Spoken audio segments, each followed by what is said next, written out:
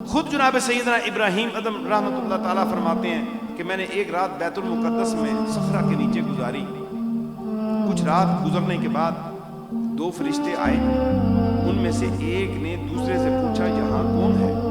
تو دوسرے نے جواب دیا تو پتہ نہیں یہ جناب سیدنا ابراہیم بن ادم رحمۃ اللہ تعالیٰ نے جو بیت المقدس میں اس وقت لیٹے ہوئے ہیں. تو پھر قدرے سکوت کے بعد وہ کہتے ہیں کہ یہ وہی شخص ہے.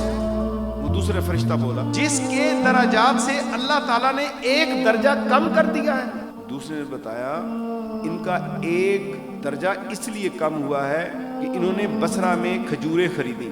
جو دکاندار تھا جسے کھجوریں خریدی تو جو ان کا کپڑا تھا جب اس میں وہ ڈالنے لگا اس کی کھجوروں میں سے ایک کھجور ان کی کھجوروں میں جا پڑی جو انہوں نے اس مالک کو واپس نہیں کی. تو جناب سیدنا ابراہیم بن ادم خوف سے اٹھ جاتے ہیں اور اسی وقت سفر اختیار کرتے ہیں اور واپس جا کے اس شخص کو ایک کھجور واپس کرتے ہیں اور اسے معاوضہ دیتے ہیں اور اس سے معافی مانگتے ہیں اور پھر واپس جو ہے پہنچتے ہیں. اور پھر اسی طرح فرشتے آتے ہیں اور آپس میں گفتگو کرتے ہیں کہ یہ کون ہے؟ دوسرا کہتے ہیں یہ ابراہیم بن ادم ہے.